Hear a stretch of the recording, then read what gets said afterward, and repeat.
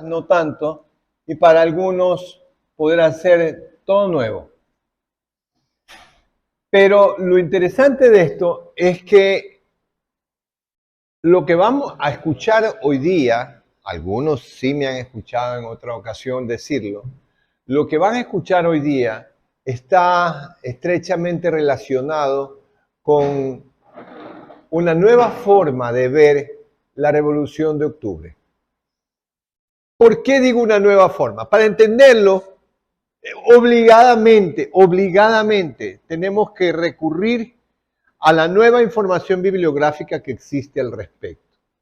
Eso que están viendo allí ustedes es la portada de un pequeño libro que contiene la información encontrada en el Archivo Militar de Segovia de un consejo de guerra realizado al soldado de apellido a Fernando Salgado por el ejército español en vista de que este caballero se descubre que había estado involucrado con el ataque al enfrentamiento de la División Protectora de Quito con las fuerzas realistas en la primera batalla de Huachi. Pero este señor Salgado estaba del lado de la División Protectora de Quito, pero había sido un soldado español. Entonces, cuando él se pasa, luego de que viene pues esta deserción masiva de soldados que estaban dentro de la División Protectora de Quito, él se pasa, no se va con Gregorio Escobedo, no se va con los peruanos, sino que se pasó al ejército realista. Cuando se enteran en España de esta particularidad, a este hombre le hacen un consejo de guerra en el año de 1828. Como testigo de descargo, tiene al comandante Martínez de Campos, quien era el segundo de Benito García del Barrio, conjuntamente con otro comandante español de apellido Elizalde. No el mismo Elizalde nuestro, sino otro. ¿Qué va a suceder aquí? Este consejo de guerra va a tirar al piso un montón de cosas que dábamos nosotros por ciertas. Pero realmente es impresionante la cantidad de cosas nuevas que se aprenden sobre la Revolución de Octubre cuando leemos la versión española, porque esta viene a ser la versión española. Martínez de Campos cuenta al ejército o a los jueces que están juzgándolo, valga la redundancia, a Salgado, cuenta lo que él vivió. Martínez Campos es uno de los que es apresado cuando toman a Benito García del Barrio y lo mandan a la goleta Alcance y lo tienen ahí apresado para enviarlo hacia el Perú. ¿Qué es lo que cuenta, entre otras cosas, Martínez de Campos? Martínez de Campos cuenta primero de las cosas que no hemos nunca escuchado, que no fue un solo muerto. Recordemos que las versiones que nosotros hemos leído y a través del tiempo han sido leídas por nuestros padres, abuelos, bisabuelos y tatarabuelos y seguimos para atrás, son las versiones de Villamil, la primera, que fue publicada en el Perú. La segunda es de Emilio Roca, que es descendiente de don Francisco María Roca, y la tercera es de Fajardo. Estos son las versiones y testimonios de personas que vieron y vivieron la Revolución de Octubre. En muchas cosas se cruzan, pero es porque, como bien dijo en algún momento Abel Romeo Castillo, se cruza esa información porque prácticamente la copian. ¿De quién? De Villamil. La primera versión es la de Villamil, pero Villamil ya está bien viejo cuando escribe esto. Entonces no nos extrañe que en algunas cosas no las recordara bien, no las recordara.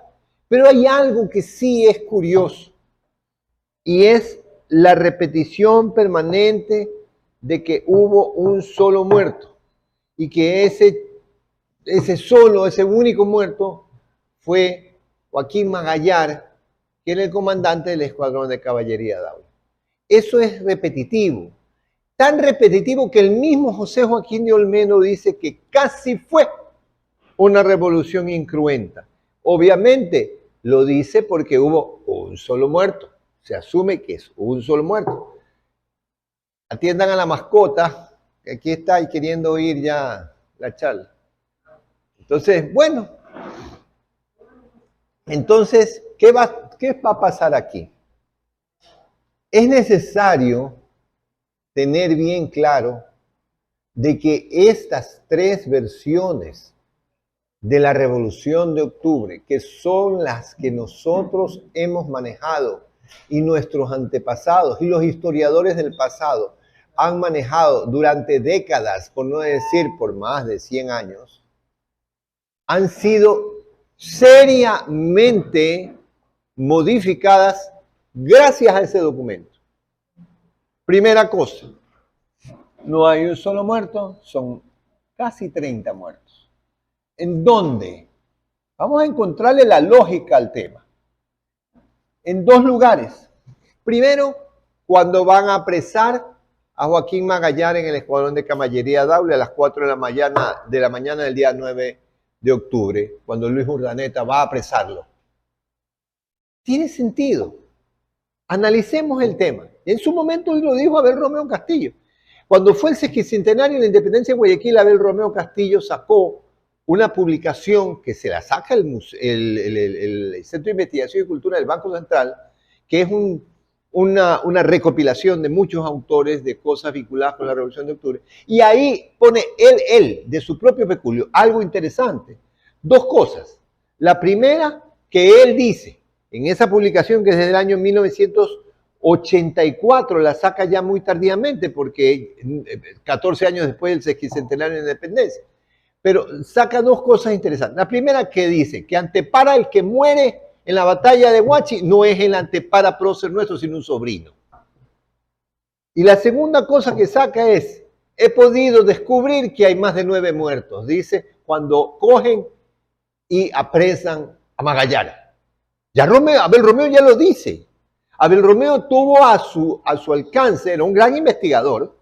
Él no solamente era un gran poeta y romancero y un hombre de letras importantísimo, sino que era un gran historiador. Él se doctoró en historia en Madrid.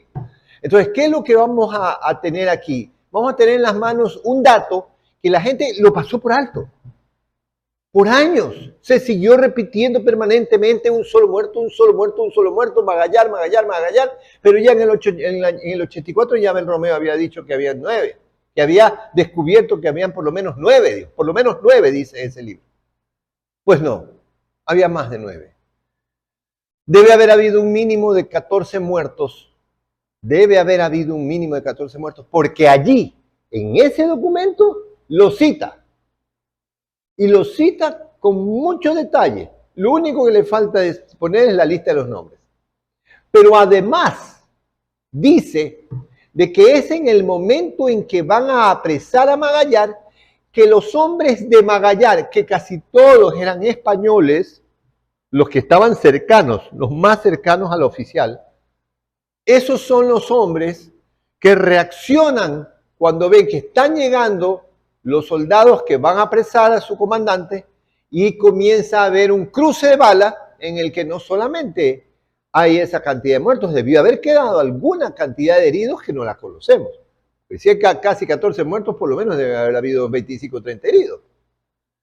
Entonces esta no es una revolución incruenta, que sonó muy bonito siempre y nos sonó lindo siempre, pero al saber que fue dura, difícil, es más épica, mucho más épica.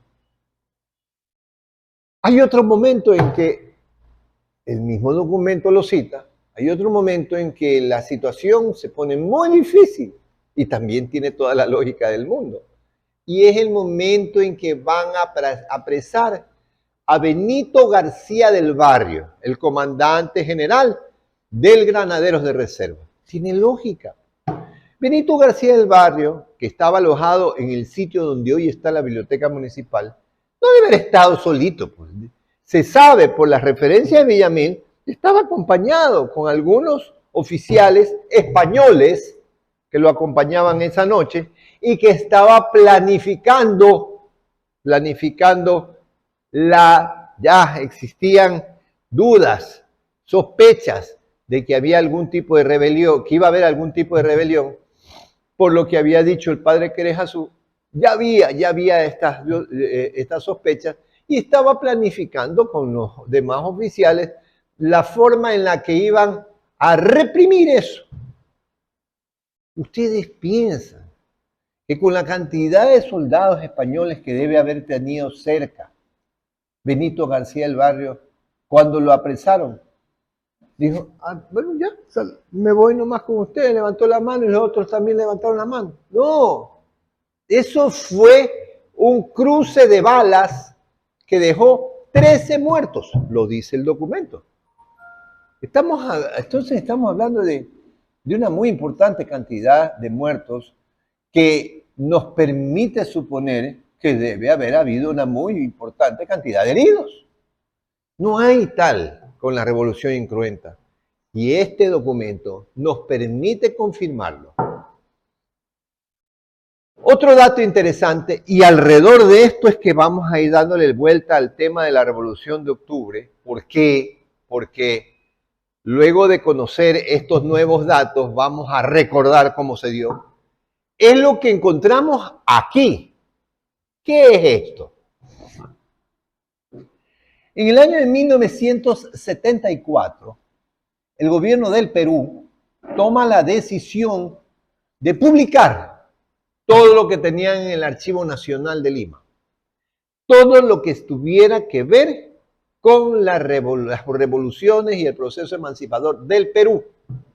Recordemos de que si Guayaquil en lo militar dependía del Perú, del Virreinato de Lima, indiscutiblemente esa documentación debe estar en estos libros. El gobierno del Perú dio el permiso y el presupuesto para publicar toda esa documentación, todo lo que hablara sobre el proceso emancipador del Perú y los antecedentes correspondientes a ese proceso. ¿Cuántos libros se publicaron? Esta colección es de 92 libros. Perdón, 94 libros. 94 libros de un promedio de 500 páginas cada libro. O sea, es realmente de una abundancia documental exagerada. Curiosamente, habiendo sido publicados desde el año 74 hasta el año 84, durante 10 años se pasaron publicando, reescribiendo, o sea, transcribiendo la documentación para publicarla en libros, los peruanos. Curiosamente, el último gran historiador que tuvimos en nuestra ciudad, que fue don Julio Estrada y Casa, que publicó una obra realmente extraordinaria que se llama La lucha de Guayaquil por el Estado de Quito, en 2 tomos. Curiosamente digo, don Julio, habiendo tenido la posibilidad de recurrir a esta obra monumental para buscar algo sobre la independencia de Guayaquil en ella, no lo hizo. No lo hizo. Por casualidad, tuve la oportunidad hace 16 años de tener en mis manos uno de esos libros.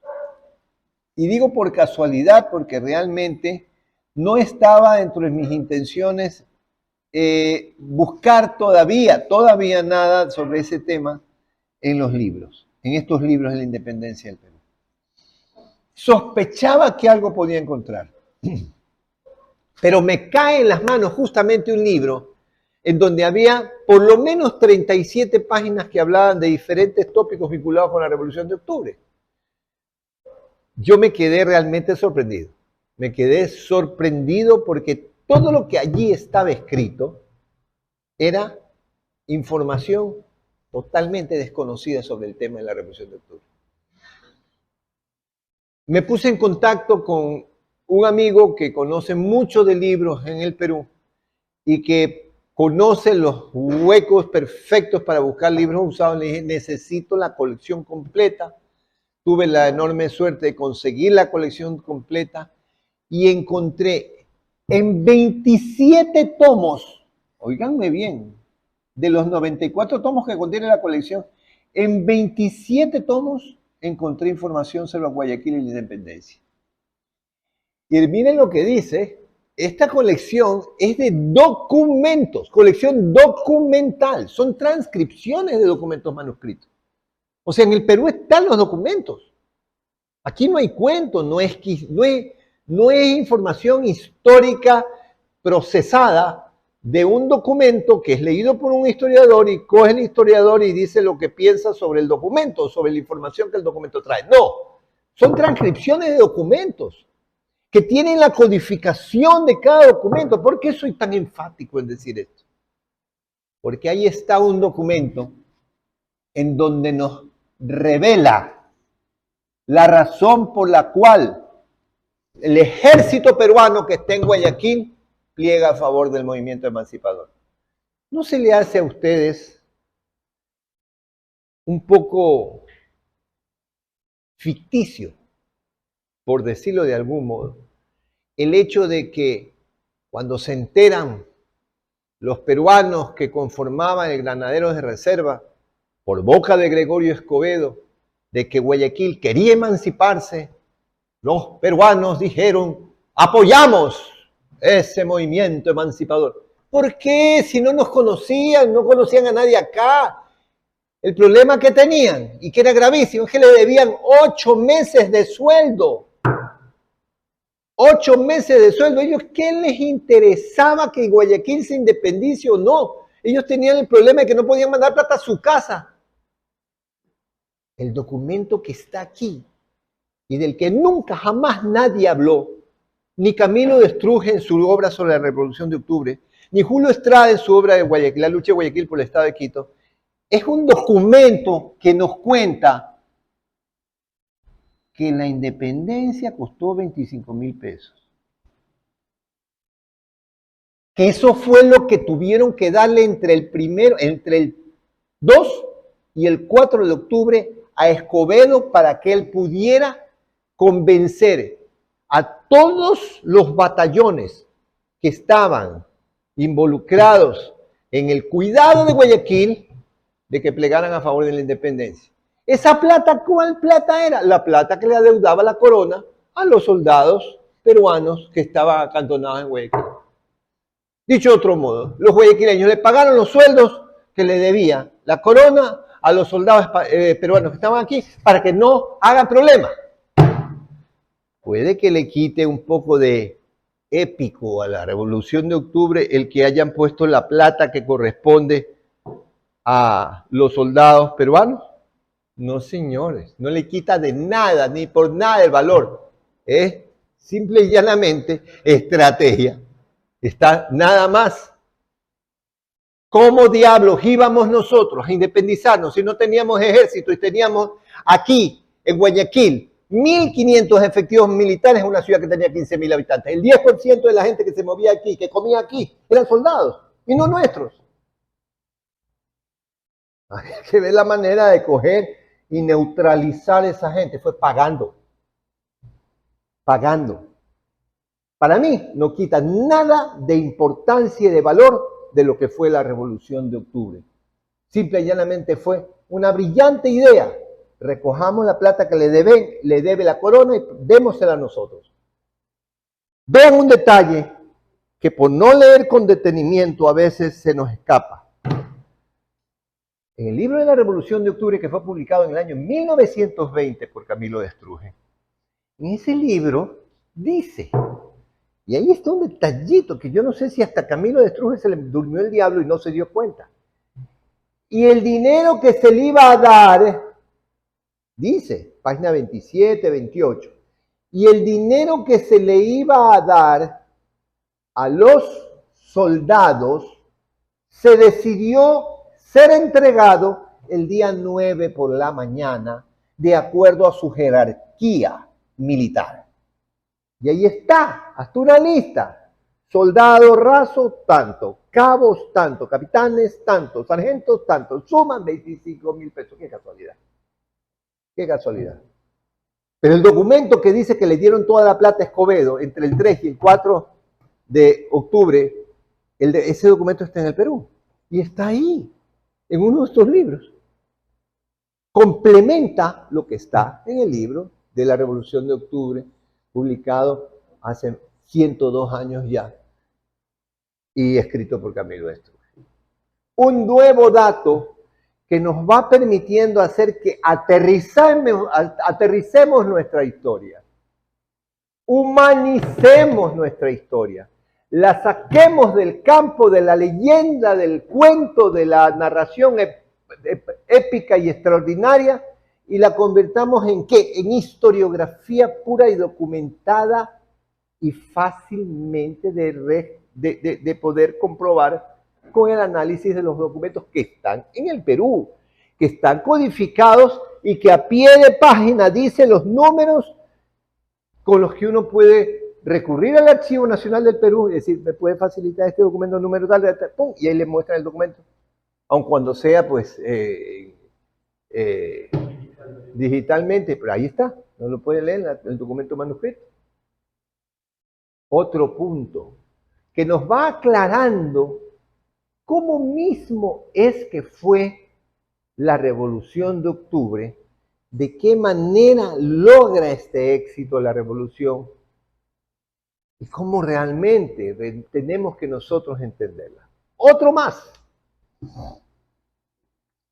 Hay dos libros que son extraordinariamente reveladores, independientes ya del que vimos, que es el Consejo de Guerra Salgado, de esto, de la colección de la historia documental de la independencia del Perú, que tiene más de 27 libros que hablan sobre Guayaquil y sobre su independencia.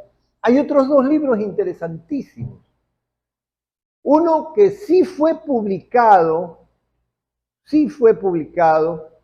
en su momento, no aquí, y aquí no se lo conocía, que es Las Memorias del Virrey Manuel Joaquín de la Pezuela.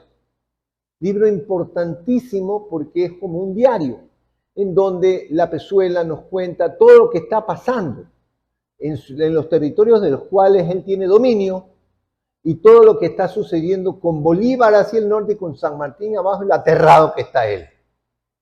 Esto lo va contando día por día y en ese diario hay información que es muy poco conocida por nosotros.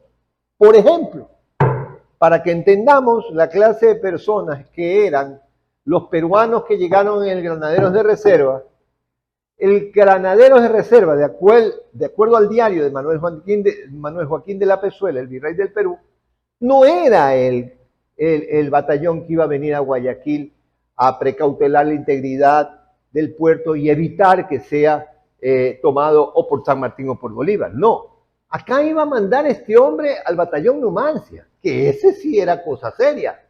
Ese sí eran increíblemente disciplinados, eran venezolanos todos, la mayoría, pero estaban en el Perú.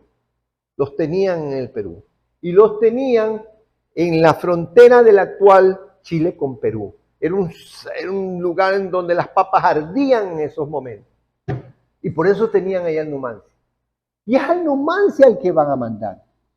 ¿En qué momento deciden no enviar al Numancia la Pezuela? En el momento en que sabe que lo han cogido los pastuzos a Bolívar y lo tienen frenado y está convencido la Pezuela que lo van a matar a Bolívar.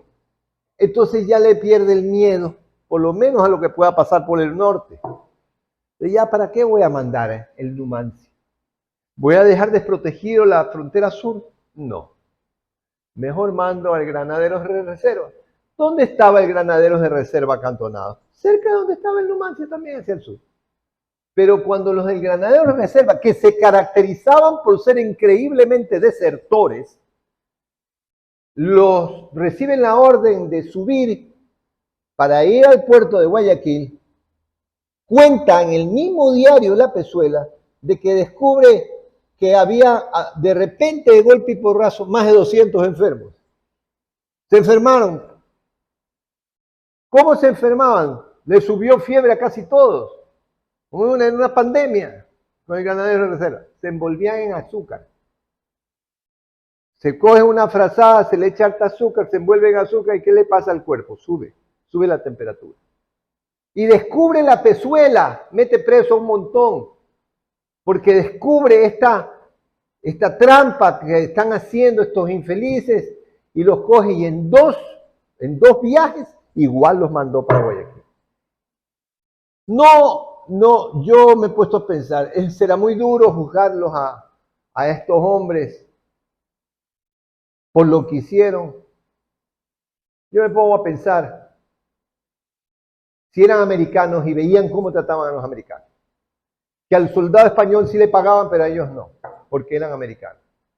Y si encima de eso los trataban mal, estos cambios de destino debe haberlos puesto hasta aquí, porque les debían 8 meses de sueldo, ¿no? Efectivamente eran desertores. ¿Por qué? Porque ellos fueron los que desertaron con Gregorio Escobedo. Ellos desertan con Hilario Álvarez en el primer Huachi, y eso es lo que los dejó fregados a Urdaneta y a Febres Cordero. Y por eso se pierde el primer Huachi. Esa gente fue. Porque eran desertores naturales. Pero esta misma gente es la que en su momento la Pezuela, luego de hacerles un servicio especial, de castigarlos, pum, los manda en 2 viajes hasta Guayaquil. Esa información que está en el diario de Manuel Joaquín de la Pezuela también nos va permitiendo darnos cuenta la realidad de la experiencia humana que debe haber existido en el ambiente o en el ámbito o en los momentos, en los tiempos que le tocó vivir a nuestros ancestros la Revolución de Octubre.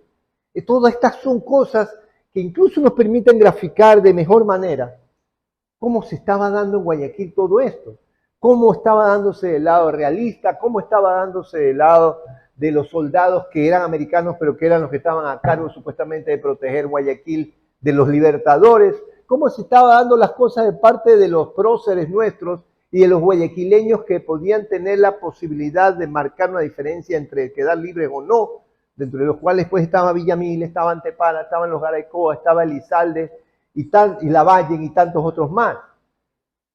Todas estas cosas nos permiten ir aclarando la imagen del proceso emancipador.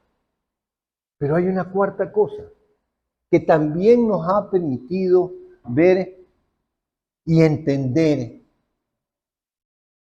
aquellas cosas que ya habíamos leído entre los testimonios de Fajardo, Roca y Villamil, que como ya les dije son los primeros en escribir algo sobre la Revolución de Octubre. ¿Cuál es esta cosa? Esta cuarta revelación, si pudiéramos decirla de algún modo, ¿no? Calificarla o bautizarla de algún modo. Y es, ¿por qué mandaron a Villamil tan rapidito, a donde Cochrane a decirle el 11 de octubre que se embarque en la goleta Alcance y vaya lo más pronto posible a comentarle a Cochrane y a San Martín, que estaban en su nave, que ya Guayaquil era libre, que era un puerto libre que estaba a disposición de ellos para que el proceso emancipador continúe, que ellos estaban sacando adelante? ¿Por qué ese apuro? ¿Solo porque conociera San Martín? Claro, más o menos para la misma época también le mandan la noticia a Simón Bolívar, para que también sepa que puede contar con Guayaquil para que continúe el proceso emancipador. Que Guayaquil ya por sus propias cuentas, por sus propios esfuerzos, se había liberado. Sí, pero con San Martín fue distinto. Porque con San Martín, incluso la bandera, se tomó la decisión que tuviera los colores celeste y blanco para que no la confundieran la nave, la goleta Alcance, con una nave enemiga y percibieran que eran los mismos colores de la bandera argentina y no le metieran una andanada de cañonazo y cogieran y hundieran la goleta Alcance. Porque no, quitémonos ese chip y esa versión romántica que dice, y entonces Olmedo cogió inspirado en el cielo, en el blanco de las nubes y en el azul del cielo de nuestra tierra, creó la bandera. No es verdad, no es verdad, porque yo también podría decir, Olmedo viendo permanentemente el escudo colonial de Guayaquil, en donde el río de Guayaquil está simbolizado con 3 franjas celestes y 2 blancas en el escudo colonial, en eso se inspiró, y qué cosa más cercana a Guayaquil que su propio río, y entonces ahí creó la bandera. Tan válida como la otra cosa que han venido diciendo por décadas, que lo estudiaron nuestros padres, nuestros abuelos, nuestros bisabuelos y nuestros tatarabuelos, y no es sino una versión tan válida como la que les acabo de decir. Pero lo que sí es cierto es que esos colores los cogieron para evitar que sea hundida la goleta alcance. Eso sí es cierto. Todo lo demás es conjetura. Y bienvenida a cualquier otra que sí es lo suficientemente interesante como para poderla considerar. Entonces, ¿pero por qué razón llegan a ir tan desesperadamente a donde Cochrane? Porque Cochrane era realmente un mercenario, que era todo un conde inglés, el conde de Dundonald, que era todo un personaje, sí, efectivamente, que era un hombre de un valor extraordinario, de acuerdo, pero era un mercenario. Él no le aceptaba a San Martín un pago por los servicios de él y de sus hombres, no. Él liberaba los puertos que San Martín le decía, pero con una condición: entraba a saco al puerto. ¿Qué quiere decir? Saqueaba el puerto. De esa manera se cobraba. Saqueaba el puerto. Lo había hecho ya en algunas ocasiones. Era un hombre peligrosísimo. Tan peligroso que una vez cogió y apostó que él podía tomarse un buque insignia español, el Esmeralda, que era el buque más artillado que tenía el ejército de España. Él lo tenía, estaba acoderado cerca del Golfo. Es imposible, dijeron, imposible. Y cruzó una apuesta con San Martín. Esta noche me lo tomo. ¿Pero cómo? Esta noche es nuestro. Y Cochrane, con 25 hombres, se subió a las 2:30 de la madrugada a ese barco con un cuchillo en la boca y degolló a toda la tripulación.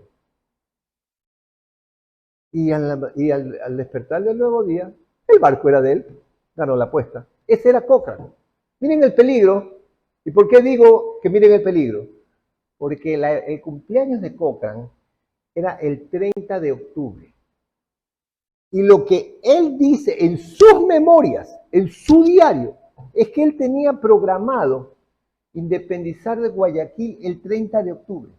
Ustedes se pueden imaginar lo que hubiera costado en vidas a Guayaquil que Cochrane hubiera entrado frente a la ciudad y hubiera cañoneado Guayaquil. Ahí sí que hubiera sido muy poco incruenta la Revolución de Octubre, y ya no del 9, sino del 30, el día del cumpleaños de Cochrane, porque tenía la idea de él, el día de su cumpleaños se iba a dar el regalo a sí mismo, entrar a saco a Guayaquil, saquear Guayaquil, acabar con el gobierno español, pero ya dejarla libre. Pero a costa de cuántas vidas hubiera sido eso. Tiene sentido entonces que lo hayan mandado tan rápido a Villamil a decirle a Cochrane: ya estamos libres. No venga, por favor. ¿Ya? Tiene sentido. Vean cómo va variando, vean cómo se va haciendo muchísimo más real, muchísimo más digerible, como una historia real, verdadera. No lo estoy diciendo yo, ni se me ocurrió. Está en las memorias de Lord Cochrane lo que pretendía hacer. Ahora, ¿por qué razón Villamil no recuerda esto? Es probable que no lo supiera. Es probable que quienes sí lo supieran fueran unos pocos. Y esos pocos dijeron: paren a Cochrane, mándenlo a José Villamil a decirle que ya estamos libres. no todo lo que nos contaron está completo. Ojo que no digo que sea mentira, no. No todo lo que nos contaron está completo. Y tuvimos que coger y completar la historia con nuestra imaginación. Ya no le demos lugar a la imaginación. Hay documentos que no permiten perfectamente ver que la historia es otra. Es otra. Con estos antecedentes, y en poquísimos minutos ahora sí les cuento la Revolución de Octubre. ¿Para qué? Para que ahora sí entiendan por qué fue lo que fue y cómo fue. Antecedentes principales. Los guayaquileños estaban hasta aquí. No solamente los guayaquileños, sino mucha gente que habitaba en los demás puertos de América. De cómo trataba el gobierno de España a los nativos de América. Aquí los nativos de América tuviesen el estrato, pertenecieran al estrato social que pertenecieran, social y económico, no podían aspirar a tener un cargo público. Tenía que ser español. Español nacido en España, porque ojo, nosotros también éramos españoles, pero éramos españoles americanos. Que hay que recordar que nosotros fuimos a España y América era una colonia de España y por ser colonia de España éramos españoles. Pero el español americano era un ciudadano de tercera para los españoles de la península ibérica. En consecuencia, solamente podían ser autoridad quien hubiera nacido en la península. Primera cosa. Segunda cosa. Estaba fregado el que había nacido aquí. Ya están viendo el ejemplo de los soldados. Los soldados americanos que representaban al gobierno de España, a eso no les pagaban, o les pagaban bien y sabe Dios cuándo. Les pagaban puntualmente al soldado español nacido en España. Comerciantes o productores de cacao, de jarcia, de café, de cualquier producto natural de nuestra tierra. Si había alguien en otro lugar de las colonias que estaba emparentado con la corte española, con alguien de la corte, a ese alguien que vivía en América se le daba prioridad para que comercie con España o con cualquier otra parte de las colonias. Ese fue el problema de Guayaquil con el cacao. Guayaquil no podía comerciar el cacao, porque a Venezuela, la capitanía de Caracas, fue que le dieron la posibilidad de que negocie el cacao durante décadas. ¿Por qué? Porque las tierras donde se producía el cacao eran de personas que estaban emparentadas con algunos nobles españoles. Y como nosotros nunca nos morimos de hambre y vemos la manera de salir del paso, los guayaquileños se dedicaron al contrabando, a vender el contrabando su cacao. ¿Por qué? Porque no podían hacer de otra manera, pero tenían que vivir. Todas estas cosas, todos estos factores, son antecedentes que crearon ese clima de fermentación social que hizo sentir a los guayaquileños que era necesario ya independizarse del gobierno de España. Entonces, el problema radicaba en que, ¿cómo lo hacían? ¿Cómo lo hacían? Si justamente Manuel Joaquín de la Pezuela había mandado a reforzar con más soldados el puerto de Guayaquil, porque era un puerto muy apetecible, porque era un puerto muy rico. Manda al Granaderos de Reserva, del que ya hemos hablado, lo mandó en el mes de junio del año 1820. Llega el mes de junio, el Granaderos de Reserva, 650 hombres. Habían ya soldados españoles ¿en dónde? En la Brigada de Artillería, tenía 250 hombres. Habían soldados españoles en el Escuadrón de Caballería Daule, que tenía 150 hombres.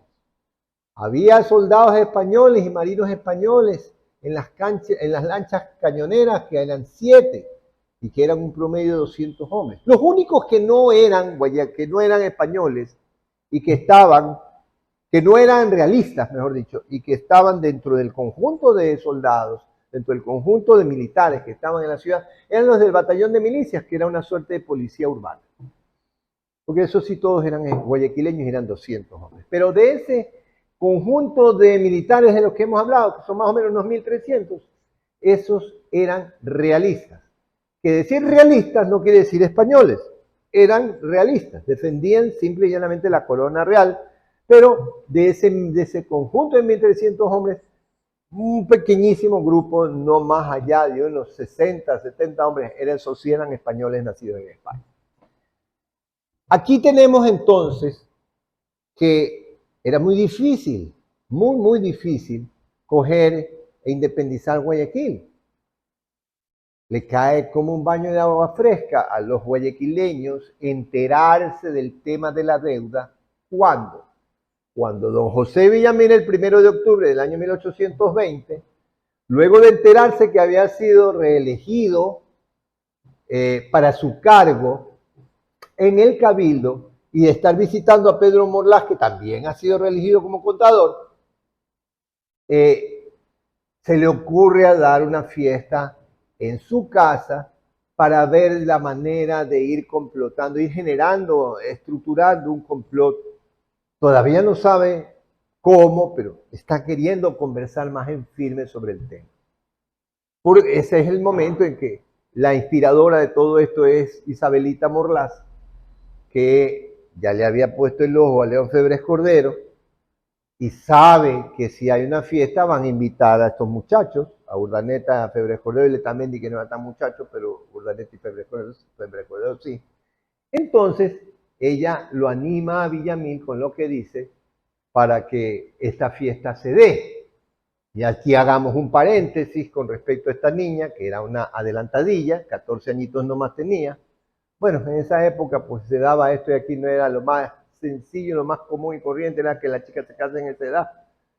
Pero la peladita era vivísima por lo que se sabe, y le puso el ojo, y donde puso el ojo puso la bala, y esa noche estuvo coqueteándole y ahí cuadró todo.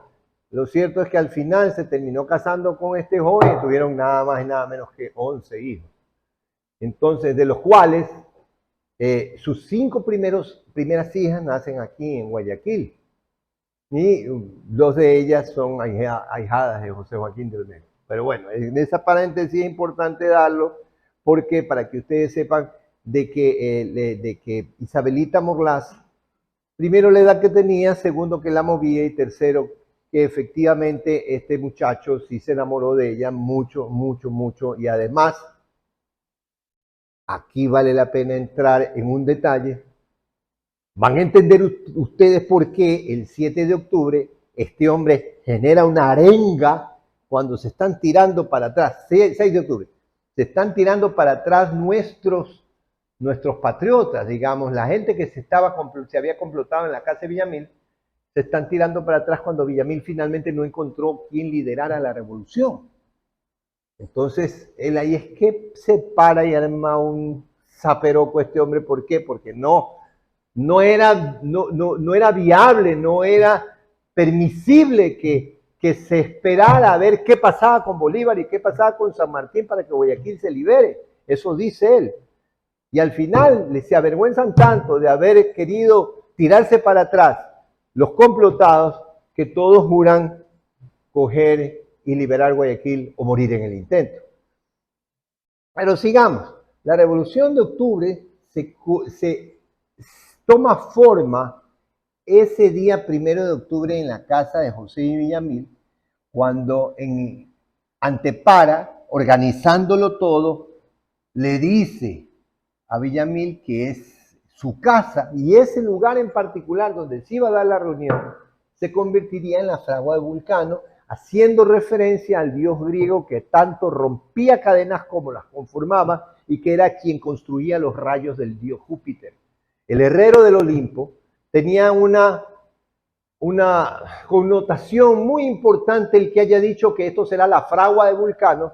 ¿Por qué? Porque en la fragua así se construye como se destruyen las cosas de metal, y las cadenas son hechas de metal, y eso era lo que nos unía a España. La fragua de Vulcano sería porque romperíamos las cadenas de España esa noche.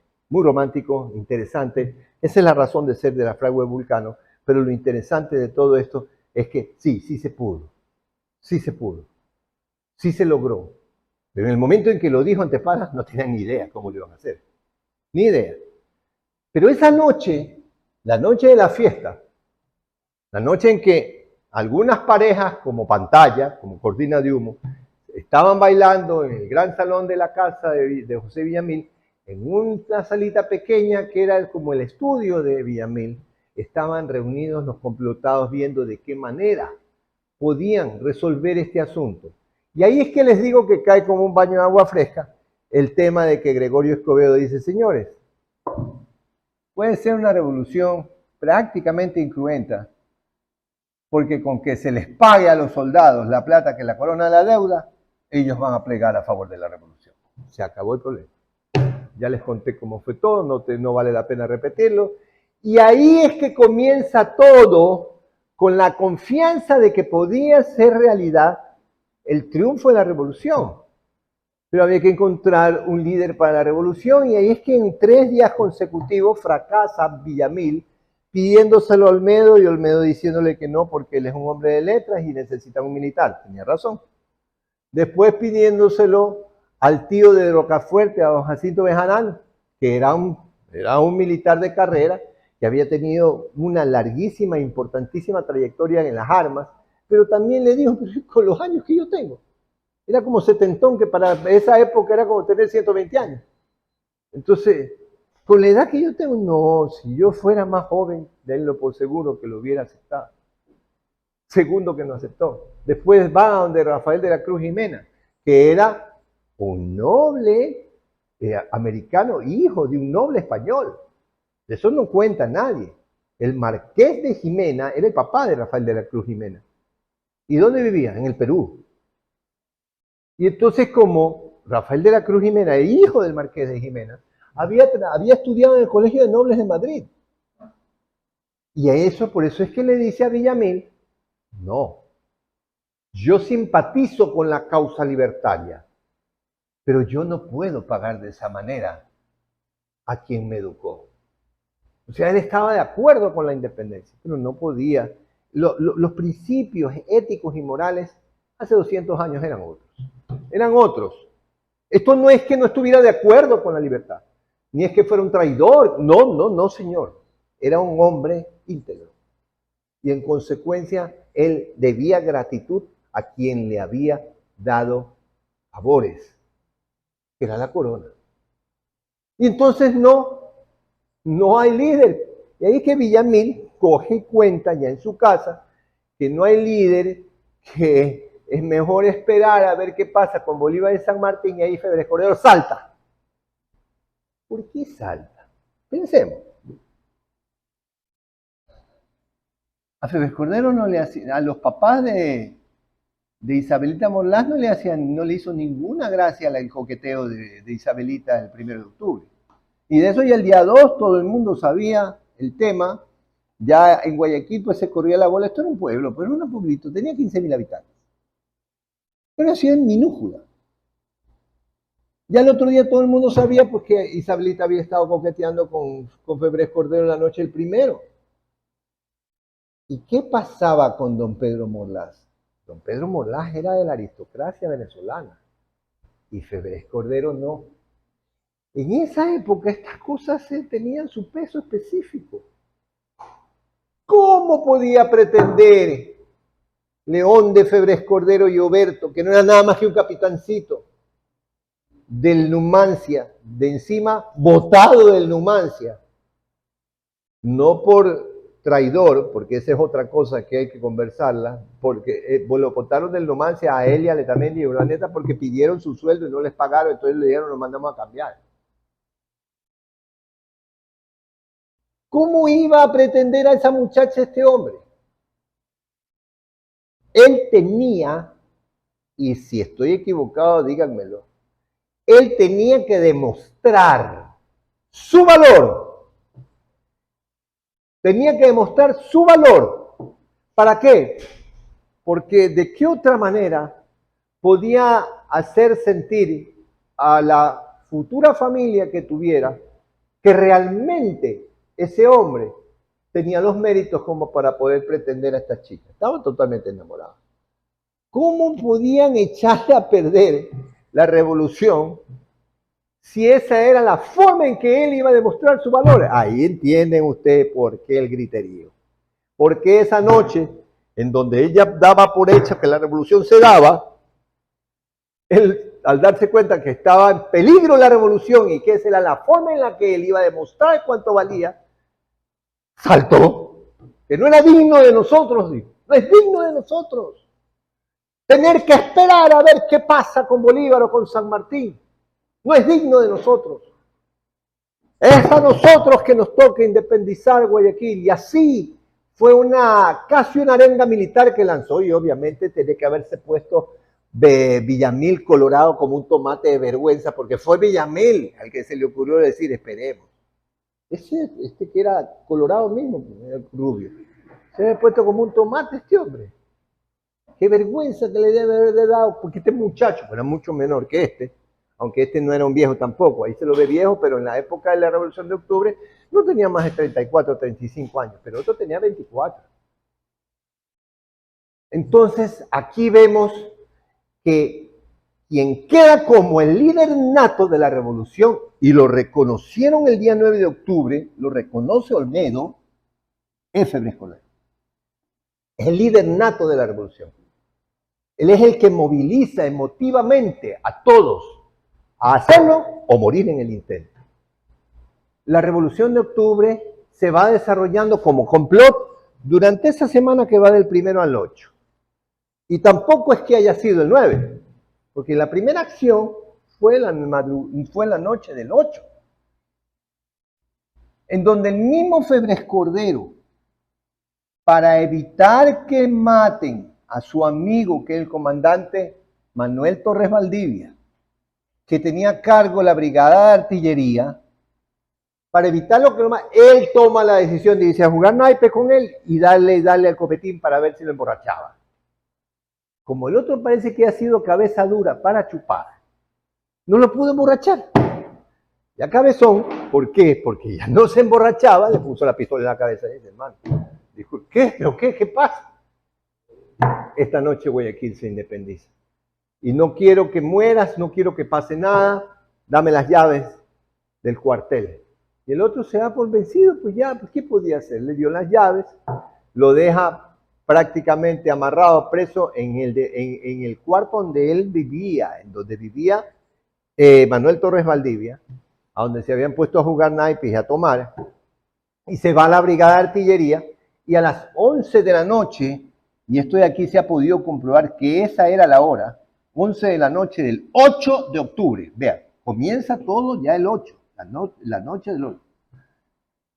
La brigada de artillería es tomada por Febres Cordero, en donde hace una arenga, y como ya los de la brigada de artillería estaban palabreados por Gregorio Escobedo, ya se les había dicho que se les iba a pagar, todos, viva la patria, vamos adelante, la revolución es hoy. Los movimientos para tomarse el resto de cuarteles continuarán ya en la madrugada, cuando Urdaneta se toma la brigada de artillería que quedaba frente al Club de la Unión, donde está el antiguo Hotel Humboldt, y que en ese entonces estaba la fábrica de harina La Tahona, que era de la mamá de Rocafuerte. Ahí estaban los 150 caballos, ahí estaban los 150 jinetes de la brigada del escuadrón de caballería. En esa fábrica de harina, que eso es lo que quiere decir Tahona, fábrica de harina, en esa fábrica de harina que había sido entregada por la mamá de Rocafuerte para que en ese lugar estuviese el escuadrón de caballería.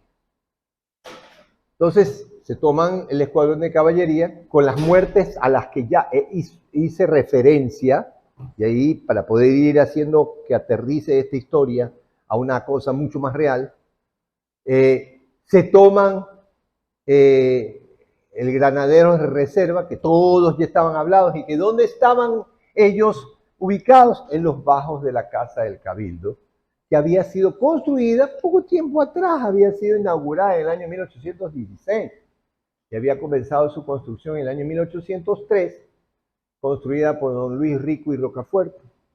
Don Luis Rico, que era un ingeniero, fue quien construye la Casa del Cabildo, y es el sitio en donde en los bajos está alojado el Granaderos de Reserva, a más de la Armería del Rey, que era otra edificación que quedaba en donde hoy está el edificio Balra, frente a frente al Palacio Municipal por la de Agosto.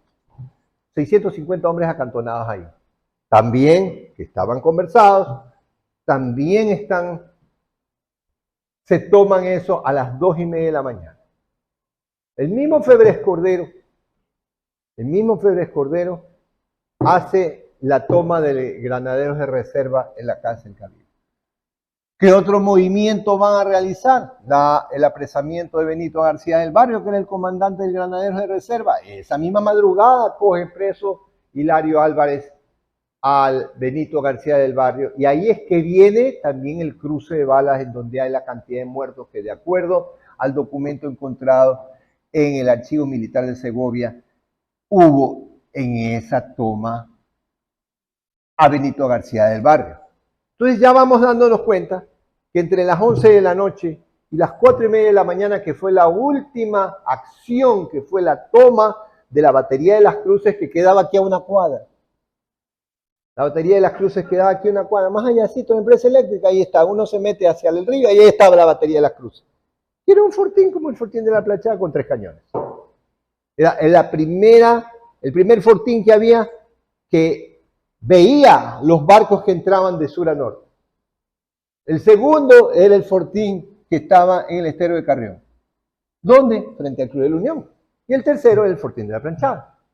Y había un fortín, que era el fortín de San Felipe, que estaba en donde hoy está el edificio Balra y la casa de Naín Isaías, que está al lado.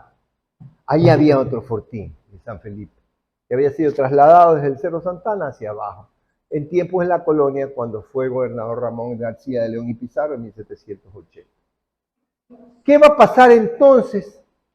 Que el día 9 de octubre, a las 9 de la mañana, Guayaquil está libre e independiente, y que pareciera que todo está color de rosa, pero no es tanto así, porque poquito antes de las 9 de la mañana llegan pues las lanchas cañoneras, con el comandante Villalba a las órdenes de las 7 lanchas que venían patrullando el Golfo para ver los barcos que estaban por allí, por el Golfo, acoderados.